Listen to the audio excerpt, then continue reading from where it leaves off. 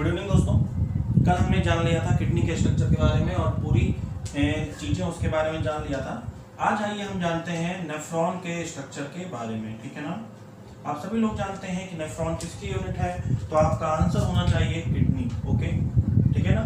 और किडनी में नेफ्रॉन की टोटल संख्या 2 मिलियन होती है। 2 किडनी हमारे शरीर में होती हैं, एक किडनी में 1 मिलियन और 2 किडनी में 2 मिलियन, ठीक है ना। आइए जानते हैं हम लोग नेफ्रॉन के स्ट्रक्चर के बारे में। बहुत ध्यान से देखना है आपको। अगर हमने किसी भी एक नेफ्रॉन के स्ट्रक्चर को जान लिया अच्छे से, तो जान लीजिए कि आप 2 मिलियन नेफ्रॉन के स्ट्रक्चर को जान लेंगे, ठीक है ना। देखिए, ध्यान से देखिएगा।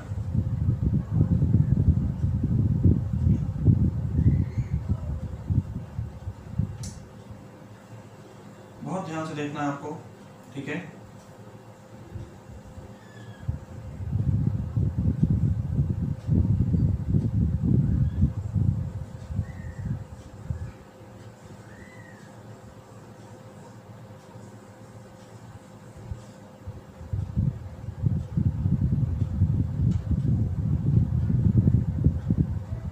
देखते रहिए आप लोग।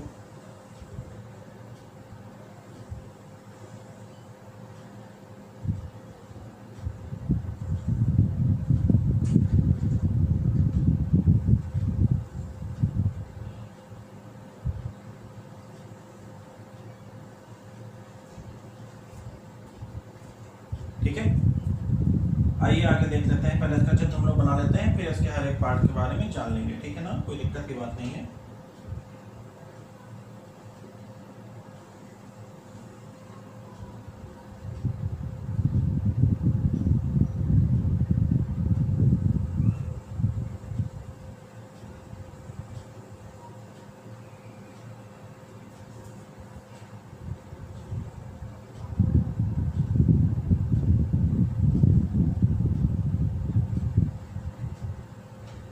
देखते चलिए आप लोग, केवल देखना है आपको। यहाँ पे अभी इसका चित्र प्रैक्टिस कर लीजिएगा थोड़ा सा। इसकी हर एक चीज़ों के बारे में आपको बता रहा हूँ, अभी देखते रहिए। बहुत ध्यान से देखते चलेंगे हम चीज़ों को, क्योंकि ये सबसे इम्पोर्टेंट चीज़ है। आप लोग जानते हैं कि नेफ्रॉन से क्वेश्चन बहुत सारे पूछता है एग्जाम में, ठीक है। परेशान होने की कोई बात नहीं है, देखिए ध्यान से आप लोग।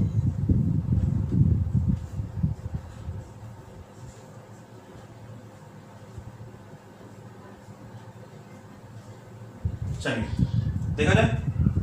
देखिए, ये पार्ट हो गया यहाँ से हमारा इम्प्योर ब्लड। इम्प्योर ब्लड का मतलब ये हो गया कि जिसमें यूरिन मिला हुआ है, ठीक है ना। ऐसा ब्लड जिसमें यूरिन है, यूरिया है, कुछ टॉक्सिक एलिमेंट है, ठीक है ना। उस ब्लड को हम यहाँ पर इम्प्योर कह रहे हैं। जब हम फेफड़े के बारे में पढ़ रहे थे, रेस्पिरेटरी सिस्टम के बारे में पढ़ रहे थे, तो वहां पर जो ऑक्सीजन युक्त ब्लड होता था उसे शुद्ध बोलते थे, यानी कि प्योर बोलते थे। और जो कार्बन डाइऑक्साइड युक्त होता था ब्लड, उसे हम लोग इम्प्योर बोलते थे। यहाँ पर केस थोड़ा सा दूसरा है, ठीक है ना। देखिए, तो यहाँ पे इम्प्योर ब्लड शरीर में प्रवेश, जो हमारे शरीर में बहता रहता है, वो देखिए, जो ये नेफ्रॉन है, नेफ्रॉन किसकी इकाई है? किडनी की, ठीक है ना। तो आप जानते हैं कि इम्प्योर ब्लड प्लस ऑक्सीजन, ठीक। इम्प्योर ब्लड और ऑक्सीजन युक्त, मतलब ऐसा ब्लड जिसमें कुछ टॉक्सिक एलिमेंट भी हैं और ऑक्सीजन की मात्रा भी है, ठीक है। और ऑक्सीजन युक्त ब्लड आप सभी लोग जानते हैं कि कहाँ बहता है, तो आपका आंसर होगा सर धमनी में, ठीक है ना। और धमनी को इंग्लिश में हम लोग क्या कहते हैं? आर्टरी, ठीक। बात समझे। और देखिए, मैंने आपको बताया था कि नेफ्रॉन इकाई है, यूनिट है किडनी की, और किडनी को हम लोग रीनल भी तो कहते हैं, ठीक है। तो इसको आप लोग क्या कह देंगे? रीनल आर्टरी, ठीक है ना। बात समझे।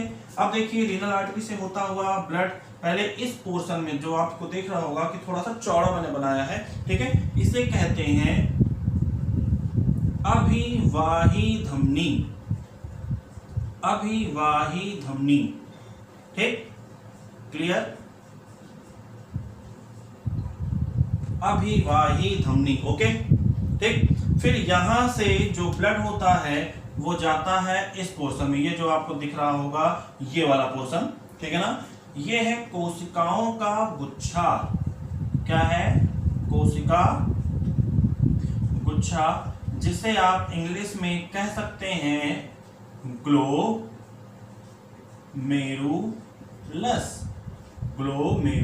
ओके, ठीक है ना, बात समझ में आ रही है। ठीक, तब यहां पर इम्प्योर ब्लड आया तो इसकी फिल्ट्रेशन की प्रोसेस स्टार्ट हो गई और फिल्टर होने के बाद अब जो चीजें आगे बढ़ रही हैं वो क्या है, तो आप देखेंगे कि ये है यूरिन। क्या है? यूरिन। ठीक, यहां से जब आगे बढ़ रहा है तो ये क्या हो गया, ये हो गया आपका यूरिन। ओके, क्लियर है बात? ठीक, अब सुनिए, मतलब इसी पोर्शन से एक वेन, सिरा और जुड़ी होगी।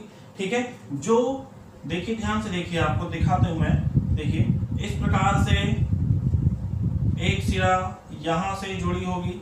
ठीक है, जो बॉडी में जो प्योर ब्लड है अब छन चुका है उसको पहुंचाने का काम करेगी। ठीक है ना, क्योंकि ऑक्सीजन तो यहां पर यूज कर ली गई है और इस पोर्शन से अब कार्बन डाइऑक्साइड निकल के उस प्योर ब्लड में मिल गई है। मतलब इस सिरा में प्योर ब्लड और कार्बन डाइऑक्साइड होंगे। ठीक, और आप सभी लोग जानते हैं कि कार्बन डाइऑक्साइड जिस ब्लड में होती है वो किस में बहता है, तो आप कहेंगे सरसिराओं में बहता है। ठीक है ना, यानी कि ये क्या हो गई, वेन हो गई, सिरा हो गई। और इस वेन का क्या नाम होगा, तो आप बहुत ध्यान से देख लीजिए, इस वेन का नाम होगा रीनल वेन। ठीक, तो आपसे क्वेश्चन यही पूछेगा कि भैया ये बताइए आप कि इम्प्योर ब्लड किडनी के या नेफ्रॉन के किस भाग से प्रवेश करता है, तो आपका आंसर होगा रीनल आर्टरी से। ठीक, प्योर ब्लड नेफ्रॉन से या किडनी से होता हुआ शरीर में कहां से प्रवेश करता है प्योर ब्लड, ठीक है ना, तो आप कहेंगे रीनल वेन से। ओके, इतनी बातें क्लियर हो रही हैं, ठीक है ना। लेकिन यहाँ पे आपको ध्यान देना है कि वेन है तो वेन में प्योर ब्लड के साथ कार्बन डाइऑक्साइड, यहाँ पे मैं बार बार कह रहा हूं कि प्योर ब्लड का मतलब केवल एक ही चीज है, आप जान लीजिए ध्यान से। प्योर ब्लड का मतलब ये नहीं है कि ऑक्सीजन युक्त हो गया, नहीं, ठीक है ना, जो टॉक्सिक एलिमेंट है उससे छन चुके हैं।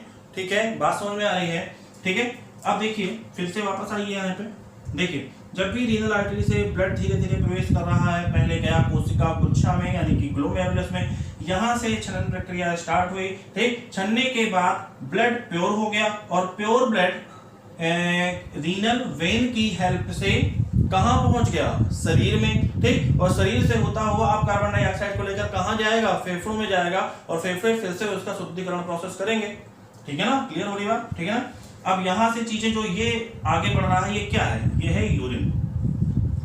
ठीक, बात समझ गए, क्या है, यूरिन। ठीक है ना, अब देखिए यूरिन में आप सभी लोगों को पता है कौन कौन सी चीजें होती हैं, यूरिया, ठीक, H2O, ठीक, अमोनिया यानी कि NH3, ठीक, इलेक्ट्रोलाइट SCO3 नेगेटिव।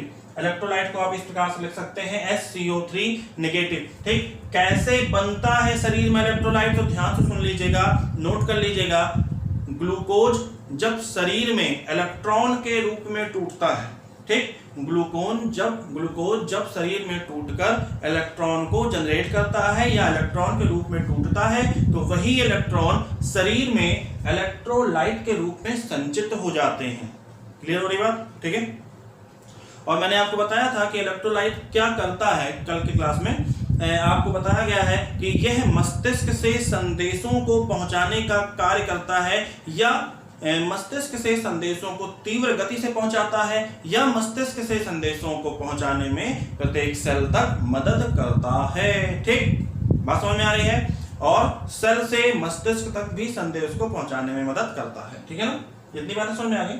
तो फिर से देख लीजिए, urea, H2O, NH3, SCO3 negative और कुछ मात्रा में ग्लूकोज और NaCl होता है इसमें यूरिन में। ठीक है ना, अब देखिए हमारे शरीर के लिए जरूरी क्या है, ग्लूकोज, NaCl, SCO3 नेगेटिव और जल। ठीक, मतलब जितनी शरीर को आवश्यकता है उतना तो रुकना चाहिए ना, बोलिए। ठीक है ना, और हानिकारक क्या है, यूरिया और NH3। ठीक, मतलब यूरिया और NH3 को ही संपूर्ण मात्रा में बाहर निकलना है, बाकी इनकी जो शरीर के लिए जरूरत वाली चीजें हो गई, जैसे पानी हो गया, SiO3 नेगेटिव हो गया, ग्लूकोज हो गया, NaCl हो गया, इनकी कुछ मात्रा जो शरीर में एक्स्ट्रा हो गई है वो बाहर निकल जाए, ठीक है ना। अब देखिए आगे बढ़ते हैं, देखिए ध्यान से और सुन लीजिए ध्यान से, ये जो आप देख रहे होंगे ये पार्ट, ठीक है, ये वाला पार्ट देखिए कुछ चाय के कप के आकार का लग रहा है। इसकी खोज सबसे पहले की थी मिस्टर बोमैन्स ने। किसने दोस्तों? मिस्टर बोमैन ने।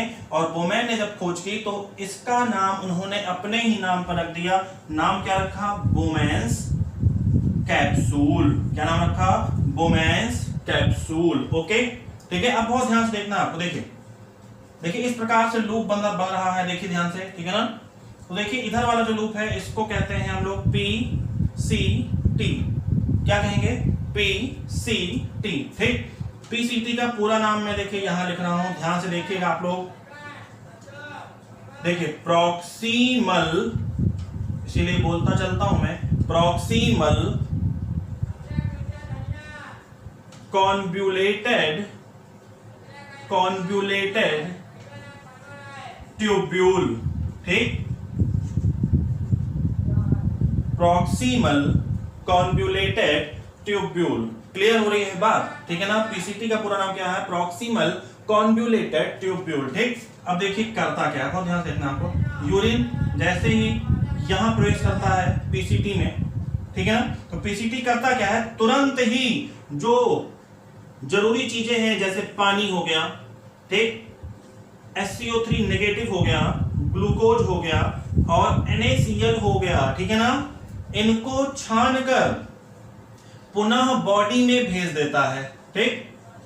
इनको छानकर पुनः कहां भेज देता है? हमारी बॉडी में भेज देता है, ठीक है ना। फिर भी उसके बाद कुछ चीजें बच जाती हैं, ठीक। भेज दिया लेकिन फिर भी कुछ चीजें अभी हैं, पानी भी है, क्योंकि भाई यूरिन के साथ पानी तो निकलेगा बाहर शरीर से ना, पानी भी है, कुछ मात्रा में नमक भी रहता है, कुछ मात्रा में ग्लूकोज भी रहता है, आगे बढ़ रहा है, और कुछ मात्रा में इलेक्ट्रोलाइट भी रहता है, ठीक है ना। तो अगर आपसे पूछे पीसीटी क्या करता है तो आप कहेंगे जल, इलेक्ट्रोलाइट, ग्लूकोज और NaCl को शरीर में पुनः भेज देता है। किससे भेज देता है? यूरिन से छानकर। बात समझ में आ रही है? क्लियर हो रही है? ओके, आगे देखते हैं, चलिए देखें, ठीक। फिर आगे आएगा यूरिन आपका, ठीक, इस प्रकार से, ठीक है। तो देखिए यहाँ पे एक लंबा सा लूप दिख रहा है आपको, इस लूप का नाम क्या है मैं यहां लिख देता हूं, ठीक है ना। ध्यान से देखिएगा, इस लूप की खोज सबसे पहले की थी वैज्ञानिक हेनले ने। किसने? हेनले ने। और इसीलिए इस लूप का नाम उन्होंने रख दिया अपने नाम पर, हेनलेस लूप। क्या कहा? हेनलेस लूप, ठीक है ना। अब बहुत ध्यान से देखना है, जब हेनलेस लूप नीचे गिर रहा है इस प्रकार से, ठीक है, तो देखिए इसको कह देंगे आप डाउन। क्या कह देंगे? Down, down Henley's loop. फिर से सुन लीजिए, क्या कहेंगे? डाउन हेनलीस लूप, ठीक। अब सुनिए, इस प्रकार से ऊपर की ओर जा रहा है तो इसे क्या कहेंगे आप? Up Henley's loop. फिर से सुन लीजिए, जब ऊपर की ओर लूप बढ़ रहा है तो क्या कहलाएगा? अप हेनलीस लूप, ठीक। और यहां पर आप जान लीजिए हेनलीस लूप का क्या काम है, बहुत ध्यान से सुनना है। देखिए यहां से पानी वानी छन के आगे बढ़ा यूरिन आपका, ठीक है ना। मान लीजिए पानी की मात्रा कम हो गई यूरिन में, दिक्कत हो रही है, ठीक है ना। तो ये जो डाउन हेनलीस लूप है ये क्या करेगा? शरीर से पानी को पुनः लेगा, शरीर से पानी को पुनः ले लेगा, ठीक। अगर यूरिन में पहले से ही पानी की मात्रा ज्यादा है, मतलब जितनी जरूरत है यूरिन को उससे ज्यादा पानी है, तब क्या करेगा? पानी को शरीर में भेज देगा। मतलब ये H2O को इन भी करेगा और आउट भी करेगा, दोनों कार्य करेगा। या आप इस प्रकार से लिख सकते हैं कि डाउन हेनलीस लूप क्या काम करता है? तो आप कहेंगे कि जल का नियंत्रण करता है, ठीक। यूरिन में पानी का नियंत्रण कौन करता है? तो आपका आंसर होगा डाउन हेनलीस लूप, ओके, ठीक। अब देखिए आगे बढ़ते हैं, देखिए आगे बढ़ा यहां से यूरिन, ठीक है। अब अप हेनलीस लूप की ओर पहुंचा, ठीक। यहां पे चेक करेगा कि भाई नमक की मात्रा तो ज्यादा नहीं है। अगर नमक की मात्रा शरीर में ज्यादा है तो शरीर से नमक की मात्रा ले लेगा यूरिन, ठीक। बात समझे? अगर इस यूरिन में नमक की मात्रा ज्यादा है तो शरीर में वापस लौटा देगा, मतलब NaCl को इन भी करेगा और आउट भी करेगा। तो अप हेनलिश लूप क्या काम करता है, नमक को बाहर भी निकाल सकता है और यूरिन में ले भी सकता है। क्लियर हो रही है बातें, ठीक है। और सीधे सीधे आप कह सकते हैं कि NaCl का नियंत्रण करता है, कौन करता है, अप हेनलिश लूप। क्लियर, ठीक है। चलिए आगे देखिए, बढ़ रहे हैं, थोड़ा सा मिटाना पड़ेगा इसको, ऊपर से मिटा देता हूं मैं, देखिए।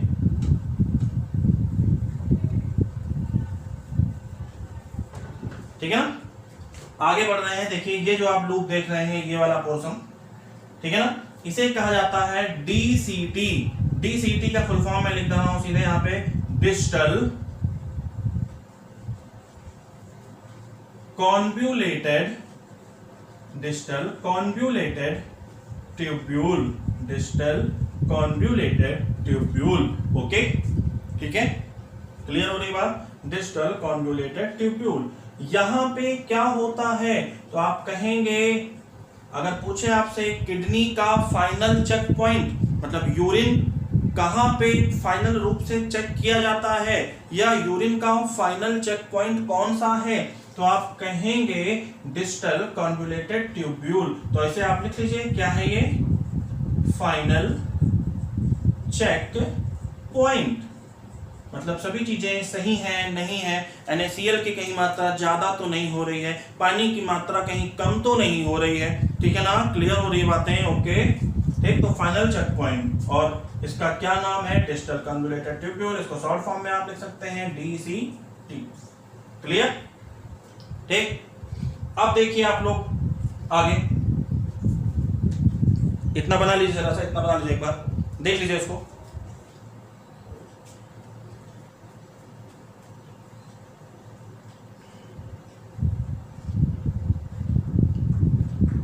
हो गया, चलिए देखिए। अब देखिए यहां से DCT से होता हुआ यूरिन कहां जाएगा, ये जो आप तने नुमा आकार का देख रहे हैं, ठीक है ना, इसे कहते हैं कलेक्टिंग डक्ट। ठीक, कलेक्टिंग डक्ट, ठीक है ना, क्या कहते हैं, कलेक्टिंग डक्ट। ठीक, मैंने आपको पिछले लेक्चर में बनवाया था किडनी का डायग्राम, तो मैंने किडनी के 3 पार्ट आपको बना के दिखाए थे। एक दिखाया था, पहले सबसे ऊपर पार्ट था उसका, जिसको आपने कहा था रीनल मेम्ब्रेन, फिर उसके नीचे वाला पार्ट था जिसको आपने कहा था रीनल कॉर्टेक्स, फिर सबसे नीचे का पार्ट था उसे कहा था हमने रीनल मेडुला। ठीक, तो जो भी चीजें नेफ्रॉन से संबंधित आप देख रहे हैं, ये सारे चित्र, वो रीनल मेडुला वाले पार्ट में होता है, ठीक है ना, बात समझ में आ रही है, और रीनल मेडुला वाले पार्ट में होता है। और जब यहाँ से यूरिन बकायदा छन छुना जाता है, मतलब ब्लड बकायदा छन जाता है और यूरिन बन जाता है, तो रीनल पेल्विस में जाकर कुछ समय के लिए एकत्रित होता है। मैंने ये भी आपको करवा दिया था, ठीक है ना। चलिए देखिए, तो कलेक्टिंग डक्ट यहाँ पे क्या होगा, यहाँ पे यूरिन इकट्ठा होगा, ठीक है, बात समझे। अब यहाँ से छन के आ गया है, यूरिन यहाँ पे इकट्ठा होगा, ठीक। और ये सब देख लीजिए जो मैंने बनाया हुआ है, ऐसा तो नहीं है ना कि केवल एक ही नेफ्रॉन है, ठीक, इसी से ही एक नेफ्रॉन और जुड़ा होगा, इसी से एक नेफ्रॉन और जुड़ा होगा, यहाँ से एक नेफ्रॉन और जुड़ा होगा, ऐसे ऐसे 1 मिलियन नेफ्रॉन जुड़े होते हैं। और यूरिन कहां पर इकट्ठा करते हैं, यहां पर, यानी कि कलेक्टिंग डक्ट में। क्लियर हो रही है बातें, ठीक है। इसको मुझे मिटाना पड़ेगा दोस्तों, तभी आगे कुछ हो पाएगा। मिटा दिया जाए, चलिए एक बार और समझा दिया जाए क्या, चलिए समझ लीजिए, देखिए ध्यान से। देखिए मैंने बताया आपको, रीनल आर्टरी से पहले, सबसे पहले इम्प्योर ब्लड आता है, कहाँ आता है, तो आप कहेंगे नेफ्रॉन में आता है, ठीक है ना। किसके साथ आता है, ऑक्सीजन को साथ लेके आता है। फिर कहा जाता है अभिवाही धमनी में जाता है, उसके बाद कहा जाता है ग्लोमेरुलस में जाता है, और ग्लोमेरुलस में इसकी छनन प्रक्रिया शुरू हो जाती है। यहाँ पर आता है ऑक्सीजन, ग्लोमेरुलस ऑक्सीजन का प्रयोग करता है, ठीक है, और फिर कार्बन डाइऑक्साइड युक्त ब्लड को कहाँ निकाल देता है, बाहर निकाल देता है। क्लियर हो रही है बातें, ठीक है। फिर उसके बाद जब छन जाता है ब्लड से यूरिन, तो यूरिन इस प्रकार से नीचे आता है, और इस कैप्सूल को क्या कहते हैं, बोमेंस कैप्सूल कहते हैं, ठीक है। और यूरिन में कौन कौन सी चीजें होती हैं, तो आप कहेंगे यूरिया होता है, पानी होता है, अमोनिया होता है, इलेक्ट्रोलाइट होता है, ग्लूकोज और नमक होता है। फिर धीरे धीरे आगे बढ़ता है, ठीक है। फिर मैंने आपको बताया ये है पीसीटी, ठीक। पीसीटी में क्या होता है, तो आप कहेंगे जल, इलेक्ट्रोलाइट, ग्लूकोज और नमक का अवशोषण किया जाता है, ठीक है। फिर हेनलीज लूप हो गया आपका, हेनलीज लूप दो हो गया, एक हो गया डाउन हेनलीज लूप, ये जब ऊपर जा रहा है तो अप हेनलीज लूप कहेंगे, ठीक। अगर पानी की मात्रा ज्यादा है तो बाहर निकाल देगा, पानी की मात्रा कम है तो अंदर ले लेगा, यानी कि पानी का नियंत्रण H2O का नियंत्रण करता है, ठीक। वैसे ही अप हेनलीज लूप में हो गया, अगर नमक की मात्रा कम है तो ले लेगा शरीर से, नमक की मात्रा ज्यादा है तो दे देगा। क्लियर हो रही बातें, ठीक है। इसको कहते हैं अप हेनलीज लूप, यानी कि अप हेनलीज लूप क्या करता है, तो आप कहेंगे NaCl का नियंत्रण करता है। फाइनल चेक पॉइंट कौन है, तो आप कहेंगे डिस्टल कन्वोल्यूटेड ट्यूब्यूल, यानी कि DCT, ओके, ठीक। और फिर इतना सब होने के बाद यूरिन कहां इकट्ठा होता है, तो आप कहेंगे कलेक्टिंग डक्ट में, ठीक है। इसको मिटा दिया जाता है।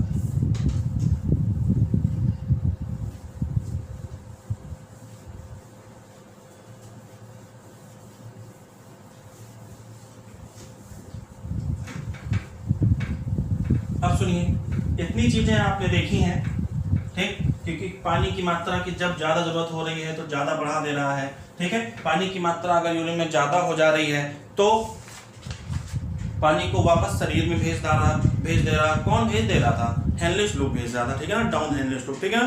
तो इसके पीछे कुछ ना कुछ हार्मोन्स का भी चक्कर है, ठीक है। बहुत ध्यान से देखना है आपको, ये जो हार्मोन्स हैं इनको आप ध्यान से देख लीजिए।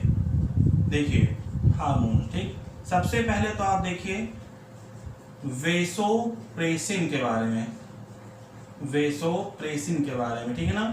वेसोप्रेसिन हार्मोन दोस्तों कहां से निकलता है, तो आपका आंसर होगा सर पीयूष ग्रंथि से, यानी कि पिट्यूटरी ग्लैंड से, ठीक है। मैंने आपको बताया हुआ है वहां पर पिट्यूटरी ग्लैंड के बारे में कि वेसोप्रेसिन हार्मोन निकलता है, ठीक है ना। इसका मुख्य कार्य अगर आप किडनी के लिए देखेंगे तो इसका मुख्य कार्य है यूरिन बनाना। क्या कार्य है इसका, यूरिन बनाना, ठीक, या यूरिन बनाने में मदद करना, यूरिन बनाने में मदद करना।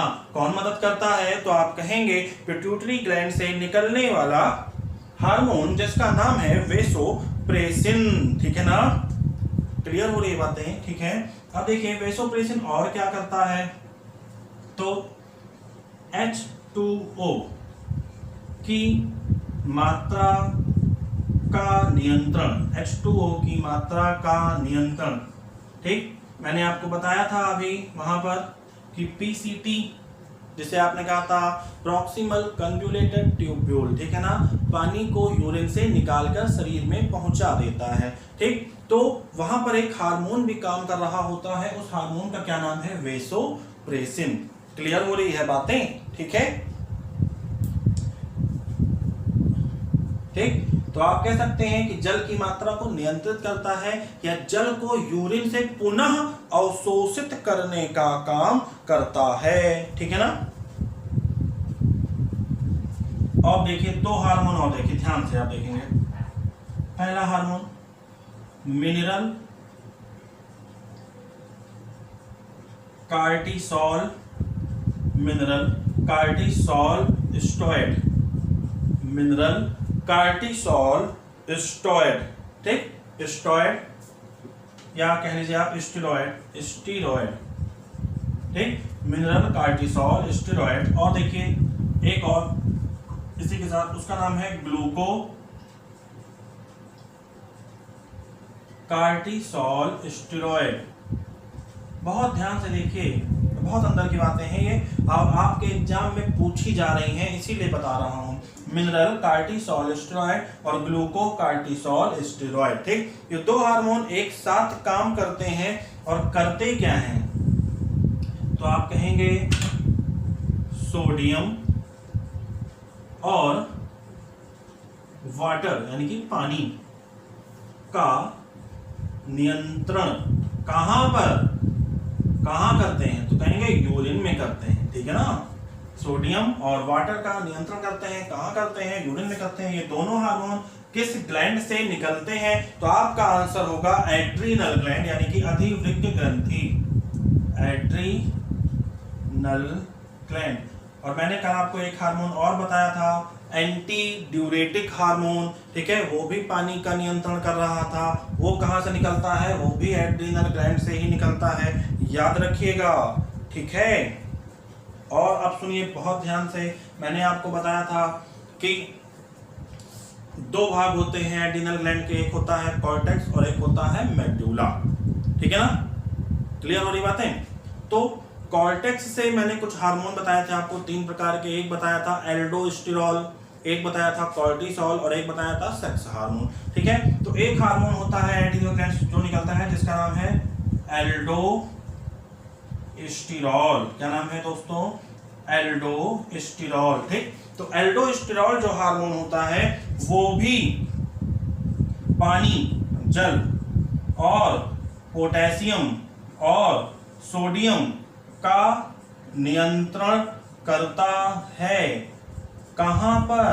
यूरिन में और शरीर में भी, ठीक है ना, शरीर में भी और यूरिन में भी नियंत्रण करता है इन सभी चीजों का, जल का, पोटेशियम का और सोडियम का। मैंने वहां पर आपको लिखाया हुआ है कि पोटेशियम और सोडियम का नियंत्रण करता है, और सोडियम की अधिकता से बीपी हाई हो जाता है, सोडियम की कमी से बीपी लो हो जाता है, ठीक है। बात समझ में आ रही है ना, ठीक है ना। दोस्तों आज के लिए हम क्लास को यही रोकते हैं, समाप्त करते हैं यहाँ पर। उम्मीद करता हूँ आपको ये चीजें सभी समझ में आई होंगी, और कल हम लोग पढ़ेंगे किडनी से जुड़ी हुई बीमारियों के बारे में, डिजीजेस के बारे में, और कुछ चीजें पढ़ेंगे। आज के लिए इतना ही। जय हिंद, जय भारत।